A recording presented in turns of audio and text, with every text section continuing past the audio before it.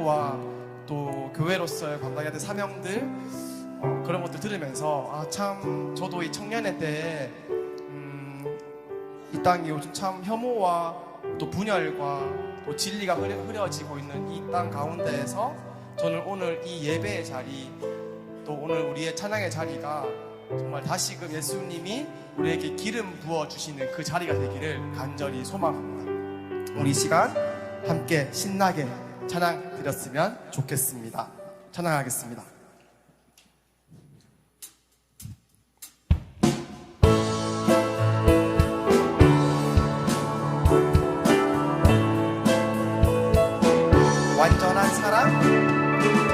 완전한 사랑 보여주시 구세주 구하나요 그 아들 우리에게 주신 하나님 구하나요 그 사랑 알기에 그 아들 나는 믿네 나 이끄소서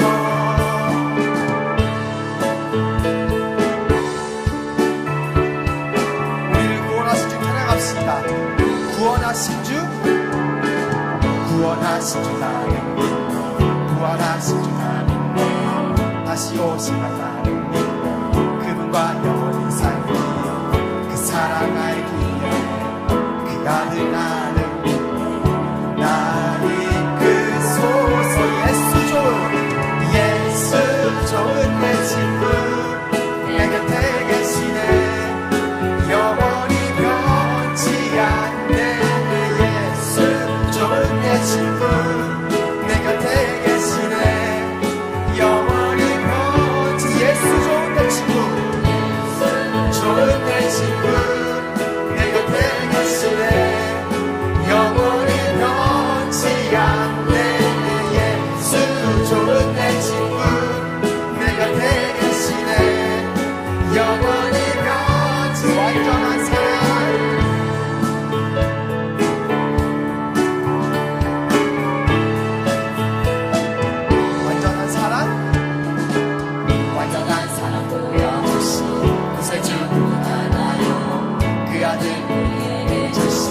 하나님 그분하나요 그 사랑 알기에 그 아들 나는 믿네 나 이끄소서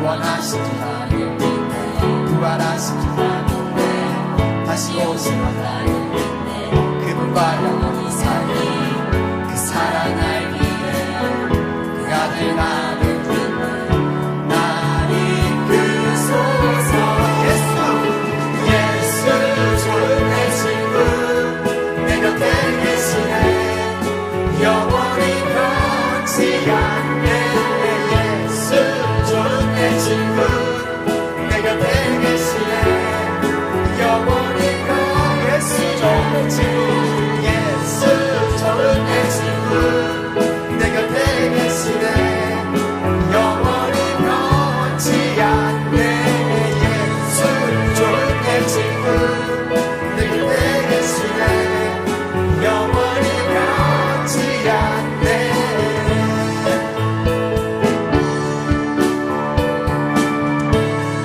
영원히 변치 않네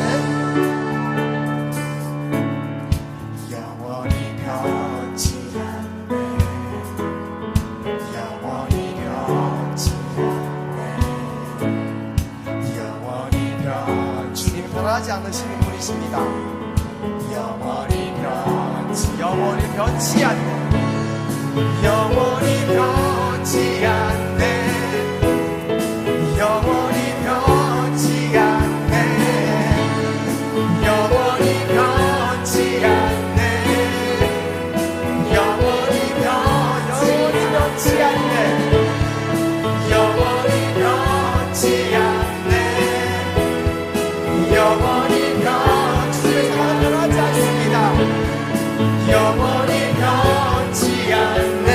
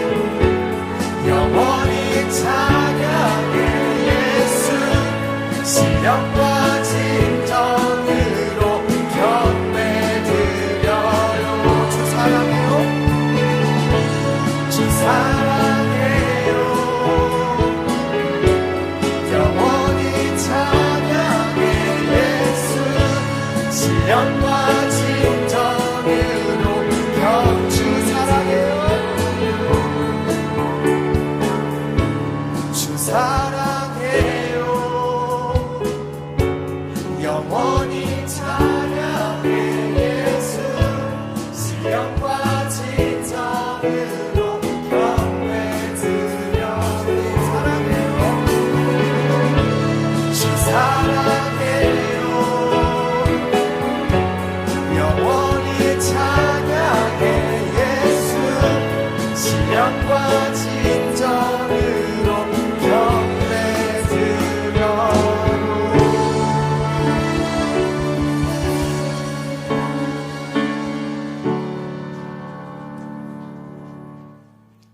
이 시간 주님은 내 호흡 찬양 드리겠습니다.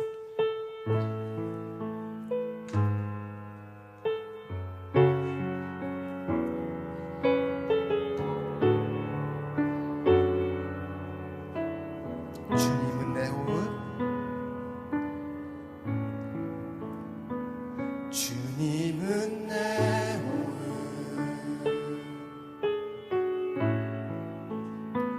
주님은 내 호흡 내 안에 성령 살아 계셔 말씀은 내 양식 말씀은 내 양식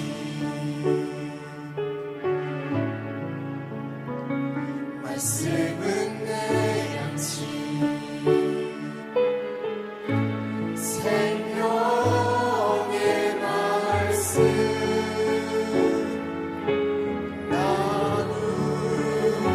나누시네 오 나의 주 오 나의 주 난 갈망해요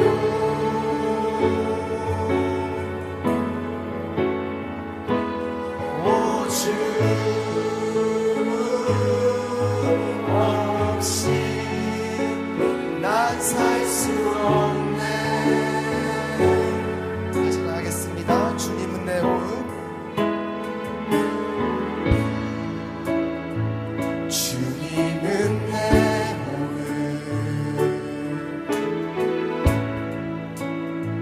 주님은 내 호흡 내 안에 성령 살아 계셔 말씀은 내 양식이니까 말씀은 내 양식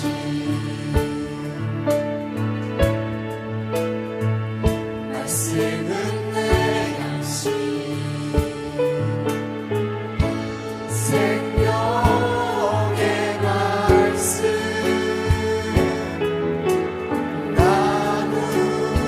나누시네 다시 나갈까요? 주님은 내 호흡 주님은 내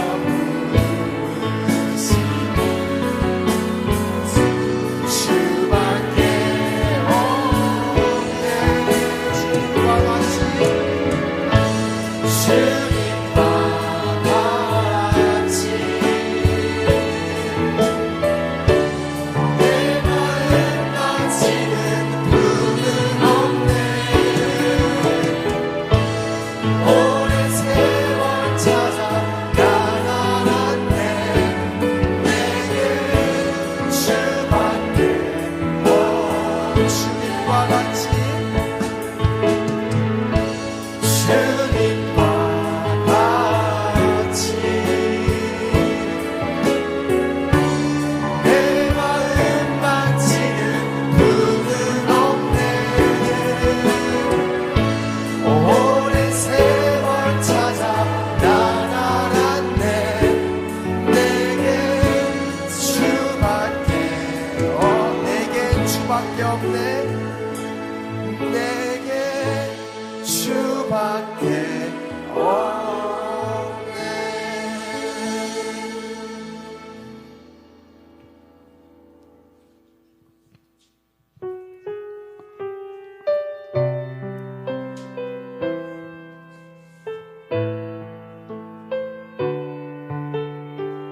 주님 제 마음이 제 마음이 너무 둔해서 주님을 볼 수 없습니다. 이 땅에 속하여 이 땅만 보다가 주님 손을 놓쳤습니다. 나그네로 왔는데 왜 주저앉게 되었나. 나는 정직인데 언제부터 내 삶의 주인이 되어버렸나.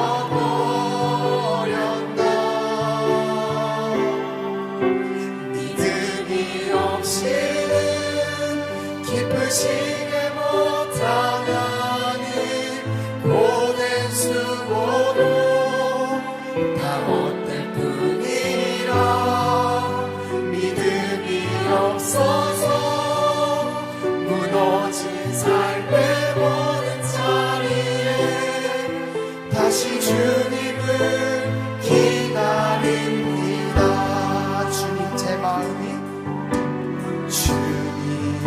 제 마음이 너무 둔해서 주님을 볼 수 없습니다. 이 땅에 속하여 이 땅만 보다가 주님 손을 놓쳤습니다.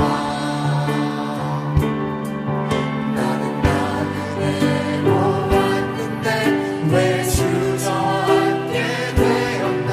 나는 정직인데 언제부터 내 삶의 주인이 되어버렸나.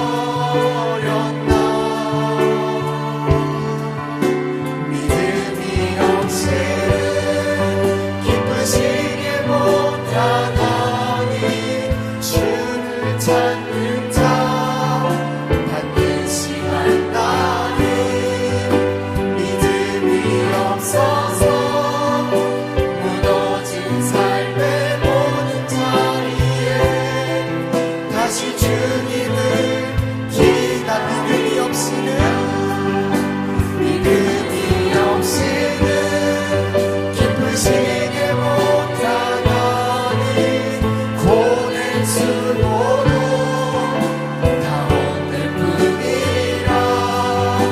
믿음이 없어서 무너진 삶의 모든 자리에 다시 주님을 기다립니다. 다시 주님을 기다립니다. 오늘 이 시간 우리 잠깐 기도하기 원합니다.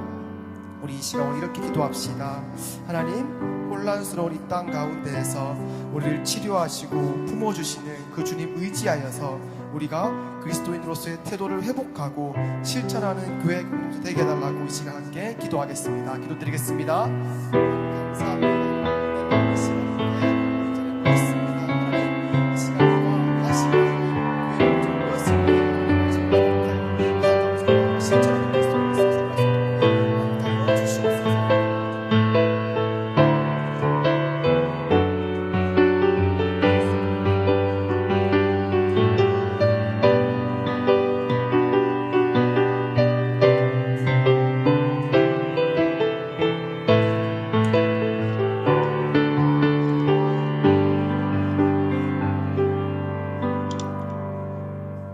사랑하는 주님, 만물이 주님께 영광 돌리는 계절, 은혜와 사랑을 감사드립니다.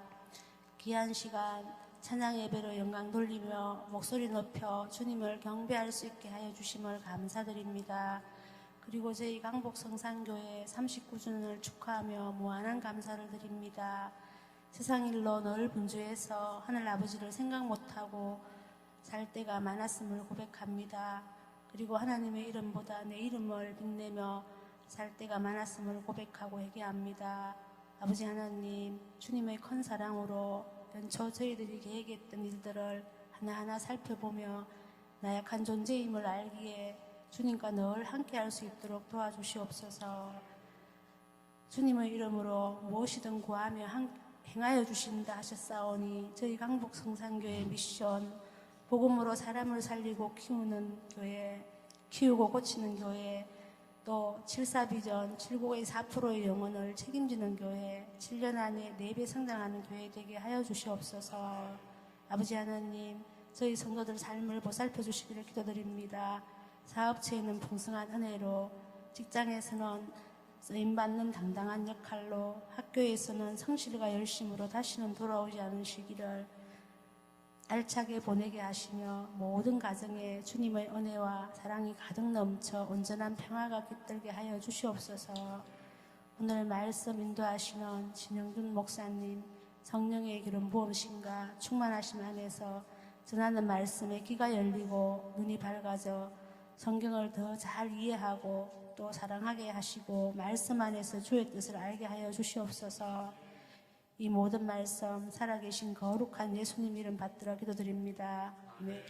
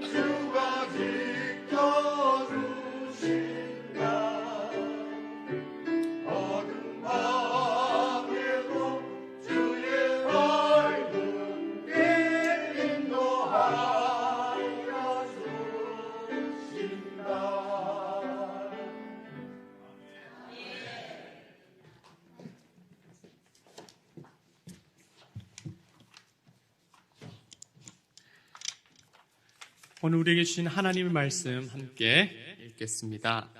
역대하 24장 15절에서 25절까지입니다.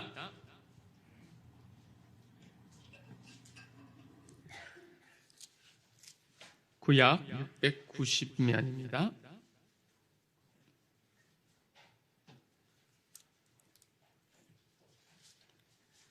교독하시겠습니다.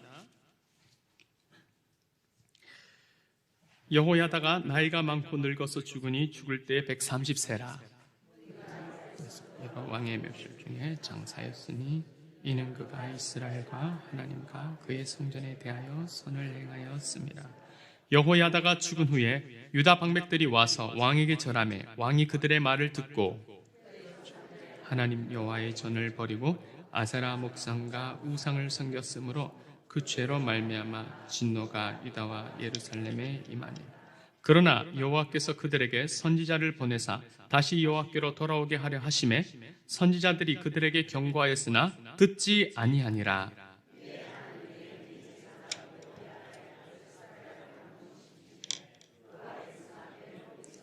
그들에게 이르되 하나님이 이같이 말씀하시고 내가 어찌하여 여호와의 명령을 거역하여 스스로 형통하게 못하게 하느냐.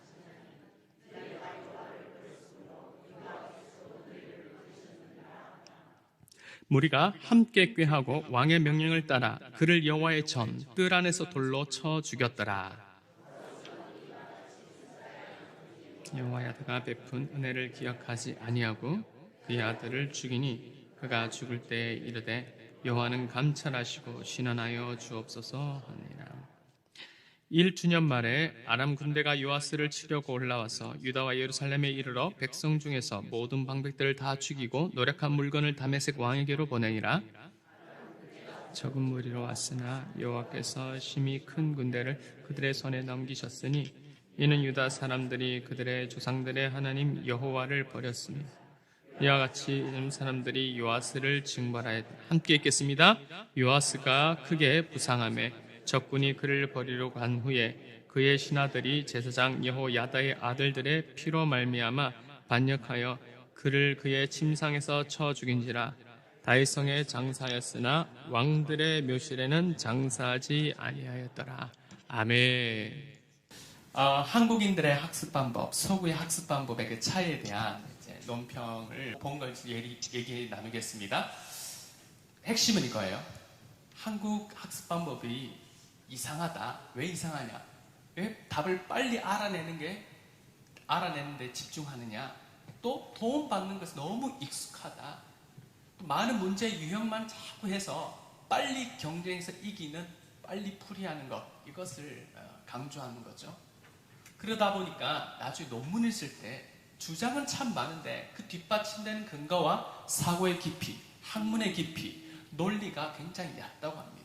그저 빠른 결과, 열매를 빨리 기대하다 보니까 그 과정에서의 원리나 인내 태도를 배우지 못해서 깊이 들어가면 학문의 한계를 빨리 느끼고 포기하는 경향이 있다는 거죠.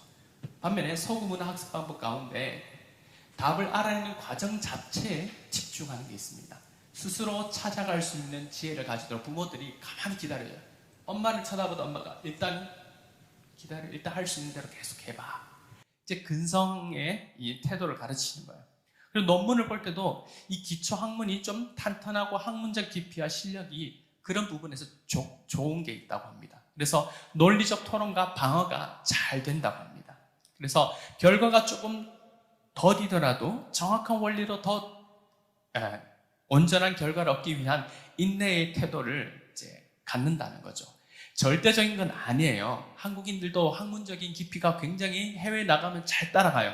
근데 전통적인 한국 안에서 지금 입시와 이런 곳에서 대부분의 학생들이 쉽게 이런 차이 학습법이 나온 거죠. 자, 그래서 이걸 이렇게 얘기합니다. 학문의 수혜자를 만드는 학습. 어디에 속하는 거죠? 수혜자. 한국 학습법이고 학문의 계승자를 만드는 학습. 서구 학습법에 가깝다고 합니다. 수혜자는 뭐죠? 혜택을 받는 입장이죠. 자기가 기여하기보다는 받는 입장이에요. 근데 계승자는 뭐예요? 받은 만큼 나도 누군가에게 기여할 수 있는 그런 실력을 갖추는 그런 학습이죠. 학습법에도 수혜자와 계승자가 나눠진다면 그리스도인의 신앙에도 수혜자와 계승자가 있지 않을까 한번 생각해 봤으면 좋겠습니다. 오늘 말씀을 통해 우리 신앙이 수혜자 신앙인가 계승자 신앙인가를 점검해 보기를 원합니다. 생명사역을 우리가 하는데 이 생명사역을 온전히 감당하기 위해 우리 어떤 신앙의 태도를 우리가 따라야 하는지 도전받는 이 시간이 되기를 축복합니다. 오늘 말씀에는요, 여호야다라는 이 제사장이 죽는 그 시점이 나옵니다. 이 여호야다가 어떤 사람인가 우리 한번 봤으면 좋겠는데요. 남유다 8대 왕이 요아스예요. 이 요아스가 아버지는 누구냐면 아하시아 왕입니다. 그리고 아하시아의 어머니는 아달랴인데요. 여러분 이 요아스의 할머니 된 이 아달랴는요 누구냐면 아합과 이세벨 사이의 딸이에요. 그러니까 유다왕 아하시아가 요아스의 아버지 아하시아가 북이스라엘 아합의 아들 요담과 함께 아람을 공격하는 그 시즌에 예후라는 사람이 일어나서 두 왕을 다 죽입니다. 아하시아가 그때 죽게 되자 그의 어머니 아달랴가 모든 왕족들을 다 죽입니다. 그래서 이 유다의 왕위를 아달랴가 이어가려고 해요. 그때 이 아하시아의 아들 중에 다 죽임을 당했지만 기적적으로 살아남은 사람이 누굴까요? 요아스죠. 요아스가 기적적으로 그의 고모 여호세바에게 6년간 숨겨집니다. 그때 이 여호세바의 남편이 누구냐면 여호야다 제사장입니다. 그래서 여호야다는 요아스가 7세 때 아달랴의 이 섭정의 반기를 들고 요아스를 유다의 8대 왕으로 세웁니다. 이로써 다윗 왕가의 계보가 정상적으로 돌아오게 되죠. 이 일에 숨은 1등 공신이었죠. 아니 대놓고 했으니까 그냥 1등 공신이 맞습니다. 여호야다는 하나님께서 다윗과 맺은 그 언약을 성실히 이행하는 도구의 역할을 감당했죠. 그래서 그의 업적은 너무나 큽니다. 성경에서도 이 사람의 업적을 이렇게 높이 평가했습니다. 또 이 사람은 요아스를 올바른 길로 또 가르치는 데 집중했습니다. 역대하 24장에 요아스의 통치 초기가 아주 선하게 나오죠. 24장 2절 한번 읽어보면요 이렇게 나옵니다.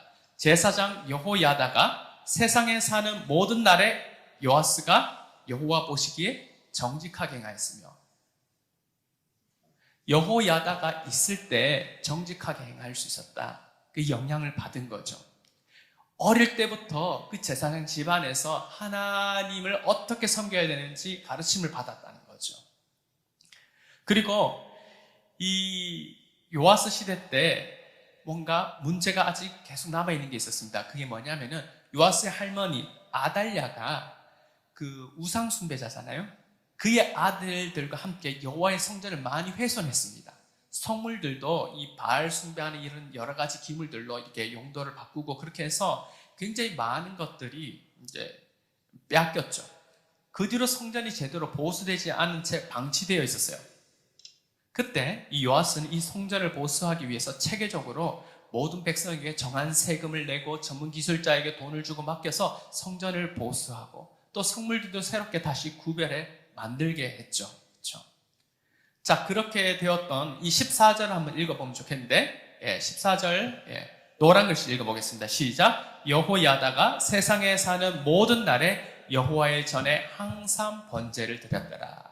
그 노란색 위의 말씀 제가 아까 말씀드린 것처럼 성전 보수를 이렇게 잘 했고 그렇게 해서 결과는 뭐냐? 무너졌던 예배를 다시 회복했다는 겁니다. 성전을 보수했을 뿐만 아니라 계속해서 하나님께 예배드리는 이 예배가 회복됐다는 거죠. 그래서 이 요아스가 하나님 앞에서 정직하게 설 수 있었던 것은 누구의 영향을 많이 받았다는 거예요? 여호야다의 이 영향을 많이 받았다는 거죠. 아합 가문의 영향을 받은 이 여호사밧 왕 시대부터 무너졌던 그 예배가 2대 이후에 다시 회복된 거예요. 그래서 여호사밧, 아달랴 동안에 철저하게 무너진 예배가 다시 회복되었다.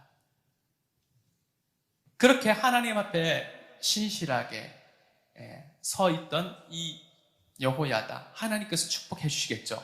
15절 보면요, 여호야다가 언제 죽냐면은 130세에 죽습니다. 굉장히 장수하였죠.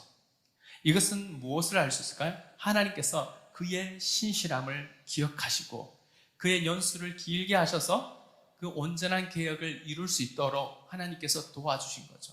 축복해 주신 거죠. 그래서 이 여호야다가 죽게 되었을 때 이 백성들이 여호야다를 어떻게 생각했는지 우리 16절을 보면 알 수 있는데요.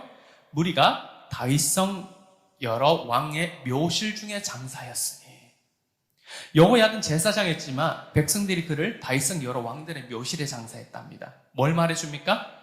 여호야다의 영향력이 뭐예요? 선한 왕들의 버금가는 그런 모습이었다는 거죠.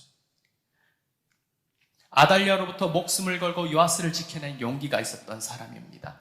바알 숭배로 무너진 유다의 성전과 제사를 회복하는 종교개혁의 이 공로자였죠. 그래서 그 하반절에 보면은, 16절 하반절에 보면은 이스라엘, 그리고 하나님, 그리고 성전에 대하여 선을 행하였답니다. 세 군데. 어죠? 백성의 종교 지도자로서, 리더로서 이스라엘에게 선을 행하였다. 그 다음, 제사장으로 하나님 보시기에 정직함, 이 선함을 행하였다. 그 다음, 성전을 보수하고 예배를 회복하는 이 성전 사역을 일평생 잘 감당하였다는 거죠. 이렇게 평가했다는 거죠. 그래서 130년 동안 하나님께 쓰임받는 통도로 시대적 사명을 감당했던 영향력 있던 사람이었습니다. 여호야다의 영향력은 누구보다도 누가 가장 많이 영향을 받았습니까? 요아스가 가장 많이 영향을 받았죠. 수혜를 입었죠. 요아스는 여호야다에 의해 목숨을 건졌고 어린 시절부터 여호야다를 자신의 양육자로서 또 왕의 모사로서 종교 지도자로서 모든 것을 의지할 수 있었던 사람이었습니다. 저는 강북성산교회의 모든 성도들의 영향력이 이런 여호야다와 같았으면 좋겠습니다. 한 사람의 육과 영을 살릴 뿐 아니라 그 사람이 하나님을 진정으로 만나게 하고 또 그가 하나님을 알아가도록 가르치고 하나님 앞에 정직한 태도로 살아가도록 여러분들이 파수꾼 역할을 하는 것, 또 가르치고 훈련시킬 수 있는 그런 여러분들을 리더가 됐으면 좋겠습니다. 이것이 생명사인 줄 믿습니다. 여호야다와 함께하는 동안 요시아는 이렇게 하나님 앞에 정직하게 행합니다. 그런데 이 선한 통치에 반전이 생깁니다. 반전의 시기는 여호야다의 죽음을 기점으로 일어나죠. 역대하 24장 17절 한번 읽어보겠습니다. 시작. 여호야다가 죽은 후에 유다 방백들이 와서 왕에게 절하매 왕이 그들의 말을 듣고, 이렇게 나옵니다.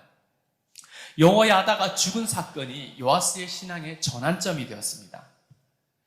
죽고 난 다음에 누가 그에게 옵니까? 유다 방백들이 왕에 찾아와 절합니다. 그러자 그들의 말을 듣기 시작합니다. 그리고는 18절에 어떻게 됩니까? 하나님의 전을 버리고 우상을 섬깁니다. 아세라 목상과 우상을 섬기는 길로 갑니다. 이 성경학자들은 요아스에게 찾아온 유다 방백들이 누구냐 하면은 과거 요시아 아버지 아시아 때에 우상 숭배에 빠졌던 무리와 같은 당이었다고 말합니다. 이들이 나중 예후에 의해서 아시아의 아들과 함께 심판을 받죠. 이때 이후로 요아스 통치 때 여호야다가 살아있을 때까지는 우상 숭배하는 이 유다 방백들은 밖에 등장하지 않습니다. 숨어있죠. 그들에게 걸림돌이 요아스가 아니라 사실은 여호야다였기 때문이에요. 그래서 여호야다가 살아있을 때에는 요아스 근처도 가지 못했던 이 유다 방백들이 여호야다가 죽게 되자 요아스에게 접근하며 절하며 아부하게 됩니다. 이 시기 요아스는 어떤 마음이었을까요? 7세 때부터 자신을 지도하였던 여호야다, 아버지와 같은 사람, 그의 부재에 대한 상실감이 컸을 것입니다. 사탄은 이렇게 공허한 요아스의 약점을 파고듭니다. 요아스는 하나님보다 권력을 의지합니다. 자기의 절하는 자들의 말, 자신을 위하는 척 말하는 자들의 아부를 듣기 시작합니다. 그들이 나의 편인가 하면서 귀를 기울이기 시작하는 거예요. 여호야다를 통해 하나님의 뜻을 듣고 통치하던 그 귀가 이제 자기에게 듣기 좋은 말만 하는 것. 그런 사람들의 말에 귀를 기울이는, 그렇게 바뀐 겁니다. 요아스는 포퓰리즘에 빠져서 과거 종교개혁을 하던 신앙을 다 까먹고 우상숭배의 길로 가게 됩니다. 이로 인해서 하나님께서 요아스에게 진노하시고 그를 따라 우상을 섬기는 백성들이 진노하시고 요아스의 죄악을 책망하시죠. 역대하 24장 18절 하반절 한번 읽겠습니다. 시작. 그 죄로 말미암아 진노가 유다와 예루살렘에 임하니라. 그리고 하나님께서 이 진노와 함께 여호와께서 선지자를 보내십니다. 우리를 사랑하시는 선하신 하나님은 우리가 범죄할 때 가만히 계시지 않습니다. 여호와께로 다시 돌아오게 하시기 위해서 우리 가는 그 길을, 죄악된 길을 막으시거나 하나님의 사람을 통해서 깨닫도록 말씀하시는 선하신 분입니다. 그래서 하나님은 요아스에게 선지자들을 보내서 경고하시죠. 그러나 요아스는 어떻게 하죠? 그들의 말을 듣지 않습니다. 19절 시작. 그러나 여호와께서 그들에게 선지자를 보내사 다시 여호와께로 돌아오게 하려 하심에 선지자들이 그들에게 경고하였으나 듣지 아니하리라. 하나님이 주신 기회가 한 번 있었습니다. 그렇죠? 경고는 다른 말로 하나님의 기회입니다. 요아스는 선지자들의 말을 듣고 있는 것이 아니라 지금 하나님의 말씀에 귀 기울이지 않고 있는 겁니다.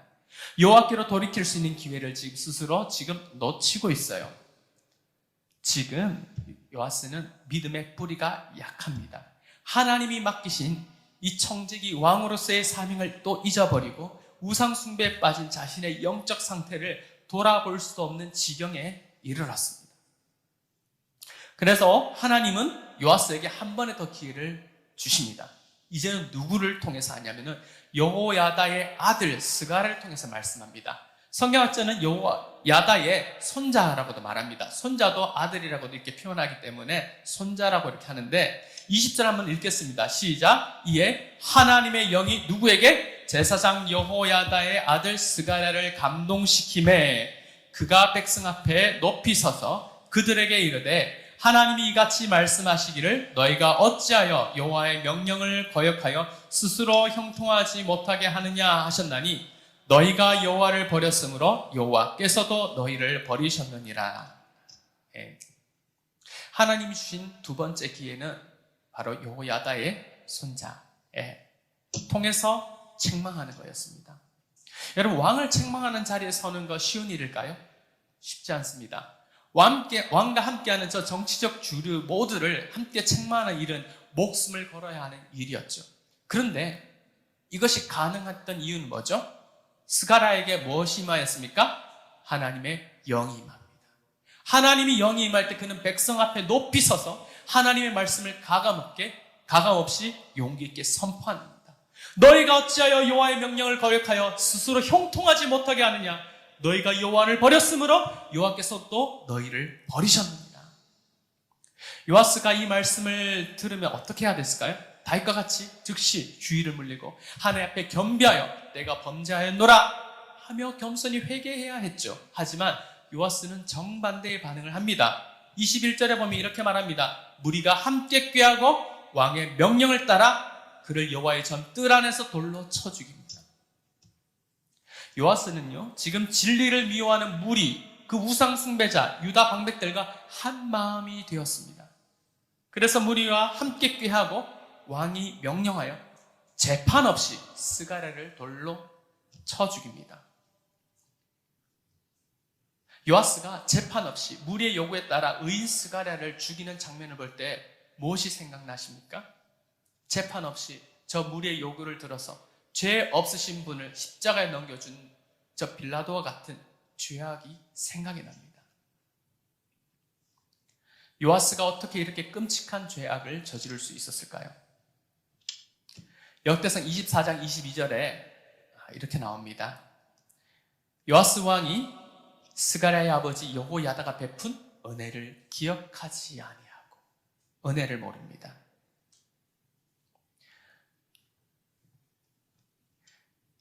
요아스는 스가랴를 죽이기보다도 최소한 이전에 율법에 따른 재판을 진행할 수 있었습니다. 그리고 자신을 살려주고 키워준 저 여호야다의 은혜를 생각해서도 그의 아들에게, 그의 손자에게 억울한 죽음보다는 나은 대우를 했었어야 하죠. 하지만 요아스는 여호야다가 베푼 은혜를 기억하지 않았다고 하죠. 이것은 요아스의 영적 상태를 말합니다. 요아스가 이미 상식 이하의 타락한 양심에 물들였다는 거예요. 묻어졌다는 거예요. 왕을 책망하는 스가랴가 너무나 미워졌다는 거죠. 서슴없이 율법의 재판 절차도 무시하면서 잔인하게 죽인 겁니다. 여러분, 그리스도인들의 하나님의 은혜를 잊어버리고 죄를 지으면서 하나님의 경고와 양심의 가책을 피하고 외면하다 보면요, 어떤 모습이 나타나냐 하면 세상의 도덕보다 더 추악한 모습이 나타납니다. 이런 현상이 우리에게 얼마든지 일어날 수 있다고 여러분 생각해야 합니다. 영적으로 병든 우리의 모습이 있다면 더 추한 모습으로 더 많은 악으로 이어지기 전에 우린 즉시 은혜의 자리로 찾아와야 할 줄 믿습니다. 나의 무뎌진 양심을 회개하며 사람과의 관계에서도 용서를 철저히 구하며 또 주님 앞에 십자가 은혜를 회복하는 그런 자리로 나오기를 축복합니다. 요아스는 하나님의 은혜와 공의를 잊었습니다. 그러나 반면 스가랴는 하나님께서는 이 세상 모든 것을 감찰하시고 공의로 재판하시고 다스리는 분임을 믿고 있었습니다. 그래서 그가 죽기 직전에 뭐라고 말합니까? 죽임을 당할 때 여호와는 감찰하시고 신원하여 주옵소서라고 부르짖습니다. 죽임당할 죄가 없음에 대한 자신의 억울함을 하나님께 호소하고 죽은 것입니다. 하나님, 나와 저 요아스 왕 사이에서, 백성들 사이에서 공의의 판단을 구합니다. 모든 백성들에게 나의 공의가 언젠가 명백히 나타나게 해 주시옵소서. 이런 마음의 울림이 나타난 것 같습니다. 들리는 것 같습니다. 하나님께서 스가랴의 부르짖음을 들으시고 요아스를 심판하시죠. 23절, 24절을 보면요, 아람 군대가 요아스를 치려고 올라옵니다. 1주년 후에. 그래서 어떻게 하냐면은 즉시 수도까지 다 점령해서 모든 그 방백들을 죽입니다. 우상 숭배자들 포함 다 죽이고 노력한 물건을 다시 밤의 색으로 왕에게로 가져갑니다. 그런데 이 무리가 많은 무리가 아니었어요. 적은 무리가 왔어요. 그런데 여호와께서 적은 무리를 보냈는데 심히 큰 군대를 그들의 손에 넘기셨다고 말합니다. 24절에 한번 읽겠습니다. 시작. 아람 군대가 적은 무리로 왔으나 여호와께서 심히 큰 군대를 그들의 손에 넘기셨으니 이는 유다 사람들이 그들의 조상들의 하나님 여호와를 버렸습니다. 이와 같이 아람 사람들이 요아스를 징벌하였더라. 아멘. 적은 무리의 아람 군대에게 심히 큰 이스라엘 군대를 넘기십니다. 우리가 알던 그 공식과 정반대의 모습이 나타나죠. 왜 그랬을까요? 요아스와 백성들이 여호와를 버렸기 때문이에요. 여러분, 하나님이 마음먹으시면 보잘것없는 자를 통해서도 심판하십니다. 하나님을 의지하면 반면 약한 자들도 큰 군대를 능히 이길 수 있을 줄 믿습니다. 출애굽 백성이 큰 성 그 여리고를 어떻게 정복했습니까? 기드온이 어떻게 300용사 함께 13만 5천의 미디안 군대를 이길 수 있습니까? 전쟁은 주께 속한 것이기 때문에 주를 의지한 자들은 승리를 얻었습니다. 반대로 하나님을 버리면요, 세상의 작은 풍파에도 휘청거리게 되죠. 하나님의 진노, 하나님의 이 진노의 막대기, 그 도구로 지금 아람 군대가, 적은 무리가 큰 요아스와 그의 군대를 다 쳐버립니다. 이건 하나님의 전적인 진노의 결과이죠. 스가랴의 억울함을 신원하신 하나님은 요아스와 무리의 죄악을 공의로 심판하신 겁니다. 하나님께서 이방을 막대기로 삼아 지었던 겁니다. 과거에 요아스가 제사를 완전히 회복한 그런 개혁의 공이 아무리 있었더라도 그것이 지금 요아스의 면죄부, 요아스의 지금 이 범죄의 타락의 면죄부가 될 수 없었습니다. 이것은 우리에게 뭘 말해주는 거죠? 우리 과거 어떤 왕년의 신앙이 아니라 현재 신앙이 얼마나 중요하나, 이것을 우리에게 알려주는 것입니다. 우리 하나님 앞에 항상 신실한 모습으로 나아가기를 축복합니다. 하나님의 심판으로 아람 군대가 유다의 모든 방백을 죽이고 노력하죠. 그리고 부상당한 저 요아스를 남기고 떠나가죠. 적군들이 버려갑니다. 그때 신하들이 여호야다의 아들들의 피로 말미암아 반역하여 요아스를 침상에서 쳐 죽입니다. 요아스의 인생 시작은 너무나 화려했습니다. 종교개혁으로 화려했던 시작과는 전혀 다른 반전의 처참한 말로의 용두사미 인생이 된 것입니다. 그는 포퓰리즘에 빠졌습니다. 사람들의 인기에 사람들의 말에 귀 기울였습니다. 유다 황맥들의 아첨에 영향을 받았습니다.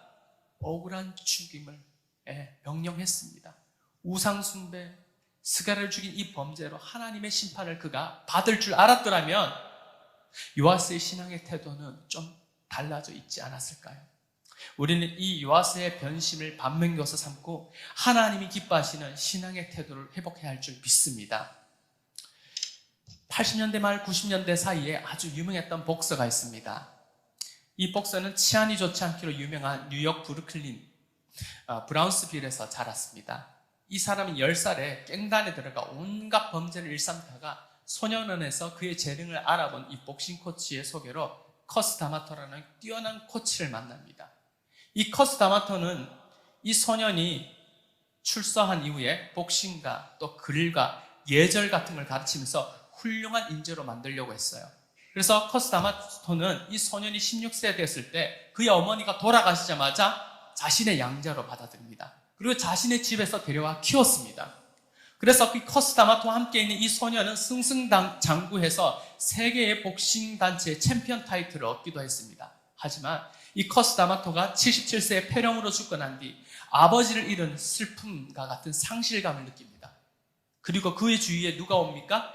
그의 돈과 명성을 노리는 사기꾼들이 접근하기 시작합니다. 커스 다마토가 있을 때는 있을 수 없는 일들이 일어납니다. 주위에 아부꾼과 한탕하려는 사람들만 가득하니 이 소년은 점점 타락하고 사치스러운 생활을 하게 됩니다. 결국 이 복서는 많은 범죄와 연루되고 그의 커리어도 내리막길을 걷게 되어 은퇴하게 됩니다. 여러분 잘 아는 마이크 타이슨입니다.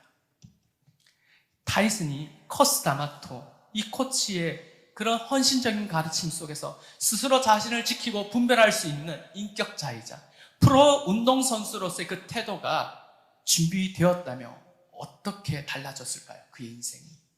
커스 다마토 사후에도 그의 커리어나 인생은 부정적인 손가락질 받는 내리막으로는 가지 않았을 겁니다. 타이슨은 멘토이자 스승인 이 커스 다마토에게 은혜를 입은 수혜자였지. 프로 운동선수로서의 멘탈과 자기관리 태도를 온전히 계승받는 계승자가 되지 못했기 때문입니다. 오늘 말씀에 등장하는 인물을 보면서 우리는 신앙의 태도를 가르는 중요한 두 개념을 깨닫게 됩니다. 여호와를 경외하는 그 신앙의 수혜자인가 아니면 계승자인가. 요아스는 여호야다가 살아있는 동안에 여호와 앞에 정직한 신앙, 여호와 경외의 신앙의 태도를 자기 신앙으로 뿌리 내려야 했습니다. 하지만 요아스는 여호와를 경외하는 여호야다를 의존하는 신앙이었습니다. 그 사람의 하나님의 신앙, 그 사람을 의지하는 신앙이었다는 거죠. 이것도 겉으로 보기에는 나쁜 신앙은 아닙니다. 공동체가 선한 이유는 그런 영향이 있는 사람과 함께 있을 때 우리 공동체는 선한 일이 일어나기 때문이에요. 하지만 이런 태도의 신앙은 스스로 분별하거나 스스로 유혹을 이기며 야성을 가지는 신앙으로 나아갈 수는 없습니다. 나약한 신앙입니다. 강북성산교회의 생명사역은 의존하는 신앙의 태도를 가르치지 않습니다. 생명사역은 목사님만 열심히 나서서 뛰는 사역이 아니죠. 같은 스피릿으로 훈련받아 여러분 각자의 영역에서 야성적인 생명사역의 동력자로 세워지는 게 강북성산교회의 생명사역입니다. 지금의 제가 강북성산교회에 함께 생명사역으로 섬길 수 있었던 이유가 뭘까요? 생명사역의 스피릿을 듣고 성결을 받는 수혜자로만 있었던 것이 아니라 성도로서 지키도록 가르치는 훈련에 뛰어들어 본 적이 있기 때문입니다. 또한 생명사역의 동력자로 또 리더로 나아가 목회자로서 섬김의 자리에 서서 그 태도를 훈련받았기 때문입니다. 심령의 말씀을 새기고 지키도록 가르치는 훈련을 통해 신앙의 태도를 배워야 생명사역의 본질을 알게 됩니다.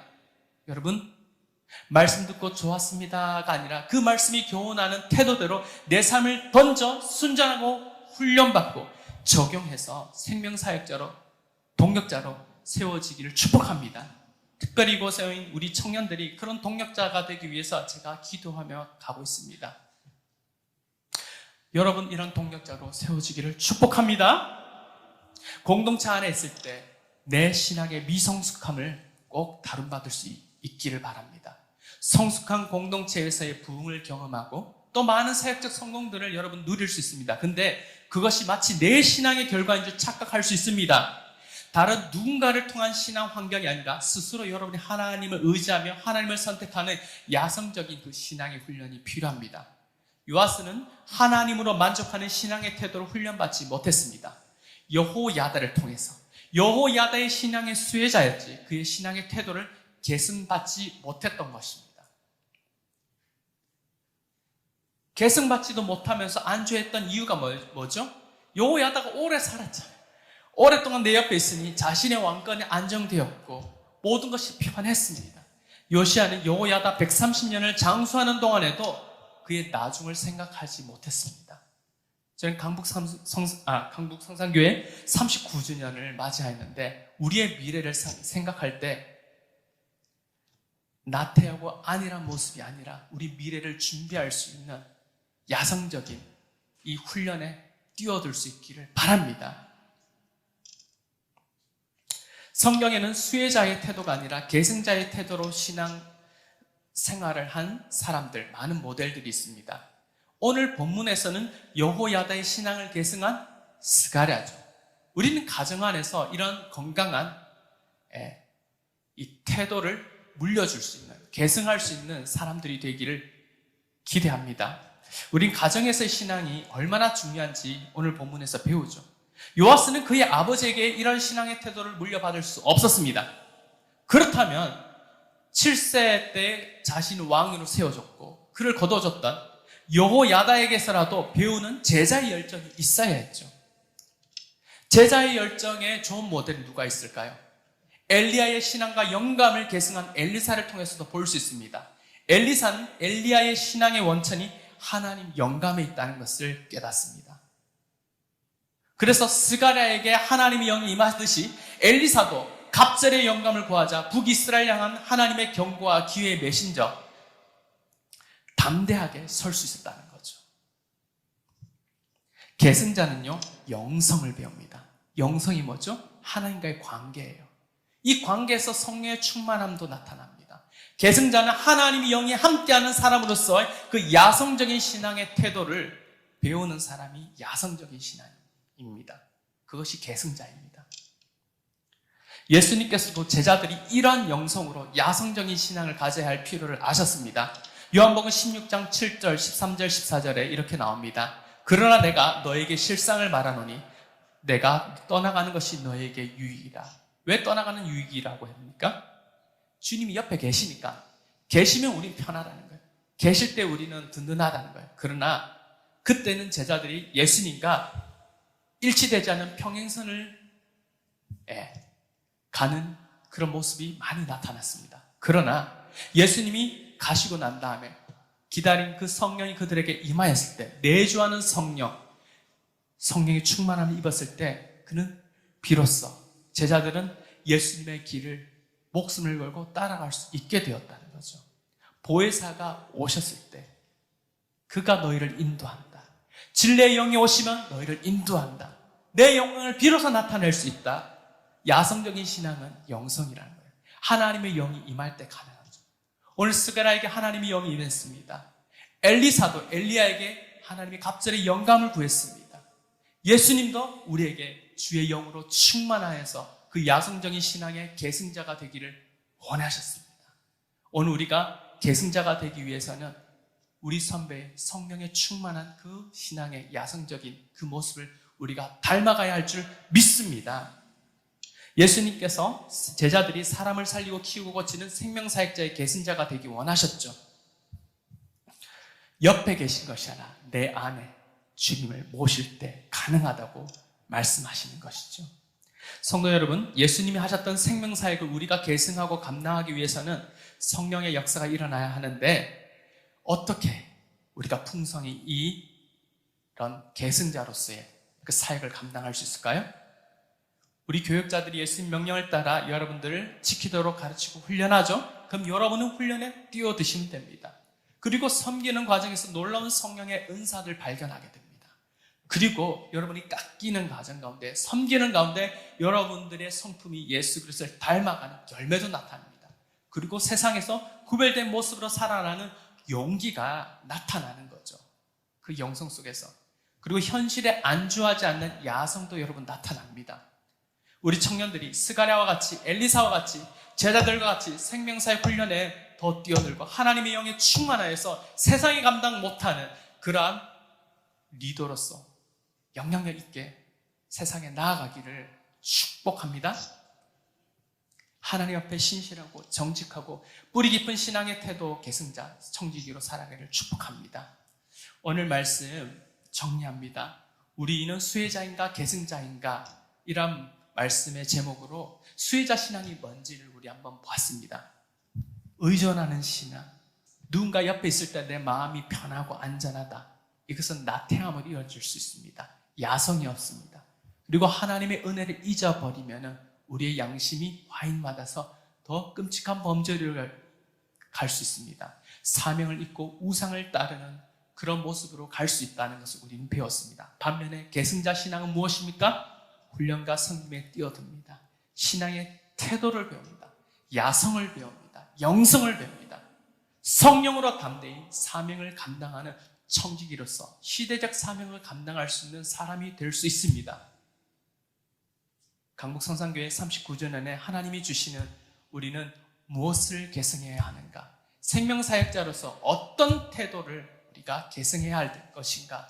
우리 예수님께 배우고 성경의 많은 모델들을 보고 배워서 이것을 나의 신앙으로 삼아서 하나님께 영광 돌릴 수 있는 우리 모든 성도님들이 되기를 축복합니다. 말씀 생각하며 함께 찬양하며 기도하겠습니다.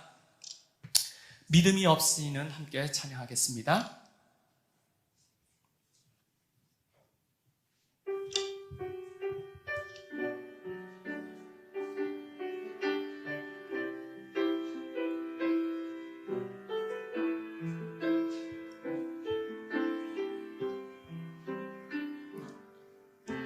주님, 제 마음이 너무 둔해서 주님을 볼 수 없습니다. 이 땅에 속하여 이 땅만 보다가 주님 손을 놓쳤습니다.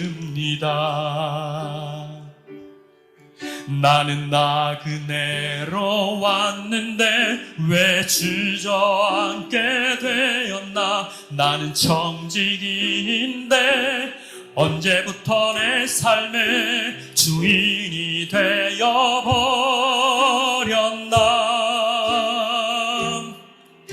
믿음이 없이는 기쁘시게 못하나니 고된 수고도 다 헛될 뿐이라.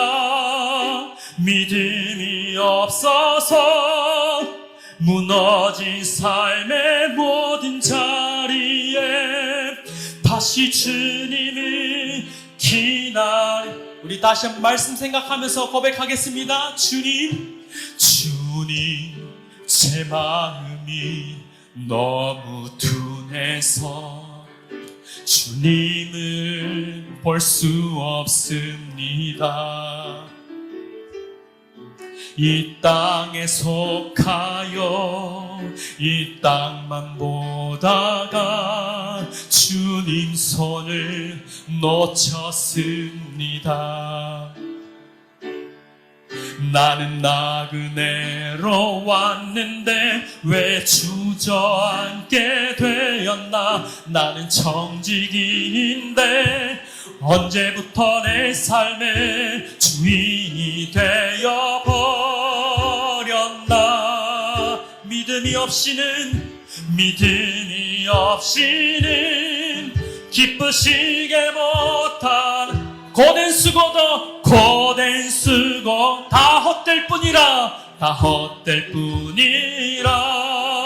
믿음이 없어서 무너진 삶의 모든 자리에 다시 주님을 믿음이 없이는 기쁘시게 주를 찾는 자 반드시 만나리. 믿음이 없어서 무너진 삶의 모든 자리에 다시 주님을 기다리. 이 시간 우리 하나님께 기도하며 나가겠습니다. 하나님, 내가 수혜자의 삶으로 있었는가 돌아보면서 회개합니다. 누군가를 의존하면서 경건 생활하였던 것, 누리기만 했던 그런 신앙의 태도를 회개합니다. 과거의 뜨거운 신앙의 추억만 갖고 지금 그 은혜를 잊어버리고 하나님보다 사람을 의지하는 모습이 있다면 회개하며 나갑시다. 나는 청직인데 맡겨주신 그 영혼들을 온전히 돌보지 못한 것을 회개합니다. 내게 맡기신 자녀, 내게 허락하신 모든 시간과 물질과 기회들이 다 주의 것인데 내 것으로 여기고 그것을 누리려고 했던 우리의 교만을 용서해 주시옵소서. 회개하지 않고 거룩한 양심이 묻어져 하나님을 대적하는 자리, 남을 판단하고 교회를 비판하는 자리에 섰던 것 있다면 하나님 앞에 용서를 구하며 나아가게 하여 주시옵소서. 이 시간 그런 마음으로 우리 주님을 부르시며 기도하며 나가겠습니다. 주여, 하나님 아버지, 이 시간 주님 앞에 간절히 기도합니다. 나의 모든 이 수혜자와 같이 아버지 너의 겸손하지 못함을 용서하여 주시옵소서. 하나님, 누리기만 했던 그 수혜자의 신앙의 태도를 하나님 용서하여 주시고 이제 온전한 회개와 함께 주의 말씀을 의지하고 전능하신 하나님을 의지하며 주 안에 참 평안을 회복하게 하여 주옵소서. 생명사역 훈련에 뛰어들어 하나님 우리의 습관을 고치고 주님 주신 분복으로 우리는 현실에 안주하지 않게 하여 주시옵소서. 아버지, 하나님 맡기신 가정과 공동체 요새 일터의 환경을 위해 끝까지 하나님 기도하며 수고하는 청지기 사명을 감당하는 우리를 되게 하여 주시옵소서. 아버지, 우리의 나태함을 용서하여 주옵소서. 생명사역의 태도와 영성을 본받는 계승자로 살아가게 하여 주시옵소서. 다음 세대에 가르치는 가르침과 성경의 본을 보이게 하여 주시옵소서. 역사하여 주시옵소서. 선하신 하나님, 우리가 잘못된 길로 갈 때마다 우리에게 경고로 기회를 주시는 하나님께 감사합니다. 오늘 우리의 나태한 신앙, 의존적인 그 신앙에 경종을 울려주시니 감사합니다. 수혜자로서의 그런 신앙을 내려놓고 이제 계승자로서 야성적으로 우리 주님 앞에 나아가고 정말 그 하나님을 사랑하는 그 가까운 그 관계에 우리 신앙의 선배들의 그 성령 충만한 그 영성을 계승할 수 있는 계승의 신앙으로 무장되게 하여 주시옵소서. 무엇보다 생명사역의 그 스피릿을 우리가 잘 계승할 수 있기를 원합니다. 훈련에 뛰어들고 하나님 지키도록 가르치는 그 훈련을 삶으로 살아내어 머리식, 가슴지식 하나님의 삶의 체험식으로 가득 차서 세상에 참 영향력 있는 사람으로서 가정에게 하나님 그 신앙을 계승할 수 있게 하여 주시옵소서. 이와 같이 우리가 살아갈 때 성령으로 충만케 하시사 하나님 우리를 대적하는 그 어떤 환경에도 영향을 받지 않고 담대히 주의 뜻을 온전히 행할 수 있는 우리 모든 강북성산교회 성도들 되게 하여 주시옵소서. 예수 그리스도의 이름으로 기도 올려옵나이다. 이제는 우리를 구원하신 주 예수 그리스도의 은혜와 하나님 아버지의 다함없는 사랑과 성령의 감동감과 영적인 잠을 깨우시는 역사가 생명사역의 수혜자가 아니라 계승자의 태도로 훈련받아 하나님의 영으로 충만한 삶을 살아가기로 다짐하는 강북성산교회 모든 성도들의 머리 위에 이제부터 영원토록 함께 있을지어다.